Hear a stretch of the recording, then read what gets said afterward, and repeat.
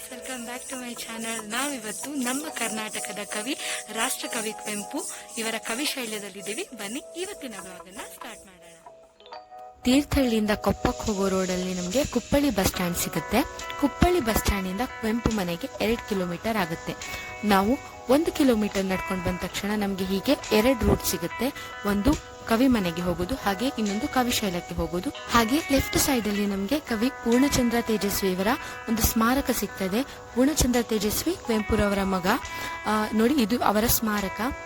ಇಲ್ಲಿ ನೋಡುವಂತದ್ದಷ್ಟೇನಿಲ್ಲ, ಕೆಲವು ಕ್ವಾಟ್ಸ್ ಗಳನ್ನ ಕಲ್ಲಿನ ಮೇಲೆ ಬರೆದಿದ್ದಾರೆ. ಬನ್ನಿ ಇಲ್ಲಿಂದ ನಾವು ಕವಿ ಮನೆಗೆ ಹೋಗೋಣ. ಕವಿ ಕುವೆಂಪು ಅವರ 3 ಅಂತಸ್ತಿನ ಹೆಂಚಿನ ಮನೆ. ಕವಿ ಮನೆಗೆ ನಾವು ಯಾವುದೇ ದಿನ ಬೇಕಾದರೂ ವಿಸಿಟ್ ಮಾಡಬಹುದು. ಅದು ಎಲ್ಲಾ ದಿನನೂ ಓಪನ್ ಇರುತ್ತೆ. ಓಪನಿಂಗ್ ಟೈಮ್ ಬಂದ್ಬಿಟ್ಟು ಬೆಳಿಗ್ಗೆ 9:30, ಹಾಗೆ ಕ್ಲೋಸಿಂಗ್ ಟೈಮ್ ಸಂಜೆ 6:30 ತನಕ ಇರುತ್ತೆ. ಹೀಗೆ ಪ್ರವೇಶ ಚೀಟಿ ಅಂತ ಕೊಡ್ತಾರೆ. ಪರ್ ಪರ್ಸನ್ಗೆ 20 ರೂಪಾಯಿ ಕೊಟ್ಟು ನಾವು ಮನೆ ಒಳಗೆ ಎಂಟರ್ ಆಗಬಹುದು. ಹಾಗೆ ಮನೆ ಒಳಗೆ ಯಾವುದೇ ರೀತಿ ವಿಡಿಯೋಸ್, ಫೋಟೋಸ್ ಅನ್ನ ತೆಗೆಯೋದಕ್ಕೆ ಅವಕಾಶ ಇಲ್ಲ. ಏನು ಫೋಟೋಸ್ ಅಥವಾ ವಿಡಿಯೋಸ್ ಅನ್ನ ತೆಗಿಬೇಕು ಅದು ನಾವು ಇಲ್ಲಿಗೆ ಲಾಸ್ಟ್, ಇಲ್ಲಿಂದ ಒಳಗಡೆ ಅವಕಾಶ ಇಲ್ಲ. ಇದು ಟಿಕೆಟ್ ಕೌಂಟರ್. ಮನೆ ಒಳಗಡೆ ವಿಡಿಯೋ ಮಾಡೋದಕ್ಕೆ ಅವಕಾಶ ಇಲ್ಲ ಅಂದ್ರೂ ಕೂಡ ನಾನು ಫೋನನ್ನು ಪ್ಯಾಂಟ್ ಪಾಕೆಟಲ್ಲಿ ಇಟ್ಟು ಕ್ಯಾಮರಾನ ಆನ್ ಮಾಡಿ ವಿಡಿಯೋ ಮಾಡಿದೆ. ಇದು ಕುವೆಂಪುರವರ ಮರದ ಪ್ರತಿಮೆ. ಇದು ಆಡುವಂಥ ಚೆನ್ನಮಣೆ ಹಾಗೂ ನಾಮ ಪೆಟ್ಟಿಗೆ ಇಡುವಂಥ ಪೆಟ್ಟಿಗೆ, ಹಾಗೂ ಇದು ಬಟ್ಟೆ ಇಡುವಂತಹ ಬುಟ್ಟಿ. ಹಾಗೆ ಇಲ್ಲಿ ಮರದ ತೊಟ್ಟಿಲು ಕೂಡ ಇದೆ. ಇದು ಕುವೆಂಪುರವರು ಬಳಸ್ತಿದ್ದ ಪಾತ್ರೆಗಳಂತೆ, ಹಾಗೆ ಇದು ಅವರು ಬಳಸ್ತಿದ್ದ ವಸ್ತುಗಳು. ಇದು ಕುವೆಂಪುರವರಿಗೆ ಸಿಕ್ಕಂತ ಪದ್ಮಶ್ರೀ ಪ್ರಶಸ್ತಿ. ಹಾಗೆ ಇದರೊಂದಿಗೆ ಬೇರೆ ಬೇರೆ ಪ್ರಶಸ್ತಿ ಕೂಡ ಇದೆ. ಇಲ್ಲಿಂದ ಮೇಲ್ ಹೋದ್ರೆ ನಮಗೆ ಲೈಬ್ರರಿ ಸಿಗುತ್ತೆ. ಇಲ್ಲಿ ಕುವೆಂಪುರವರು ಬರೆದಿರುವಂತಹ ಆಲ್ಮೋಸ್ಟ್ ಆಲ್ ಎಲ್ಲ ಪುಸ್ತಕಗಳ ಸಂಗ್ರಹ ಇಲ್ಲಿ ಇದೆ.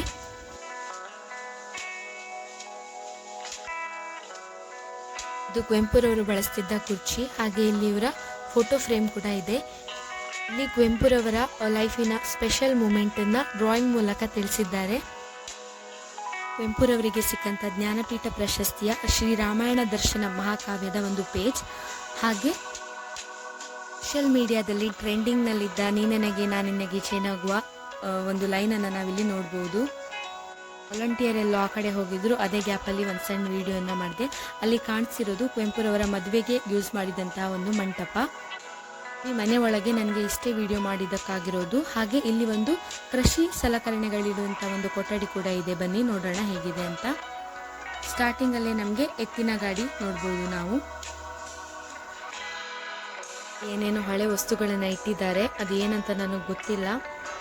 ಇಲ್ಲಿ ಇದೆ ತಡಿಕೆ ಪಣತ, ಹಾಗೆ ಇನ್ನೊಂದು ಮರದ ಪಣತ ಅಂತೆ. ಇದೇನಂತ ನಿಮ್ಗೆ ಗೊತ್ತಿದ್ರೆ ಕಮೆಂಟ್ ಮೂಲಕ ನಮಗೆ ತಿಳಿಸಿ.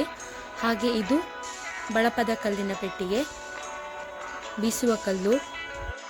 ಇವತ್ತು ನನ್ನ ಜೊತೆ ವ್ಲಾಗಲ್ಲಿರೋದು ವಿನಯ. ಹಾಗೆ ಇವರು ನನ್ನ ವ್ಲಾಗ್ಗೆ ಹೊಸ ಪರಿಚಯ. ಮುಖ ತೋರಿಸ್ಬೇಡ ಅಂತ ಆವಾಗ್ಲಿಂದ ಹೇಳ್ತಿದ್ದಿದ್ರು.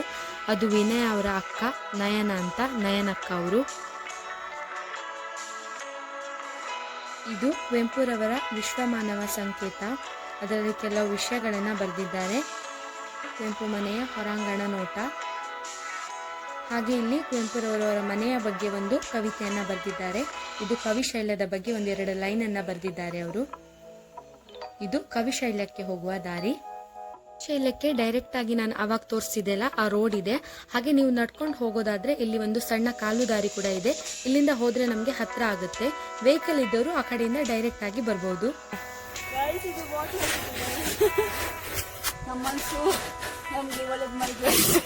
ಸಾಕು, ಈಗ ಹೇಳ್ಕವನ ಅಂತ. ನಾನು ನಿನಗೆ ನನಗೆ ಹೂಗಾಗುವ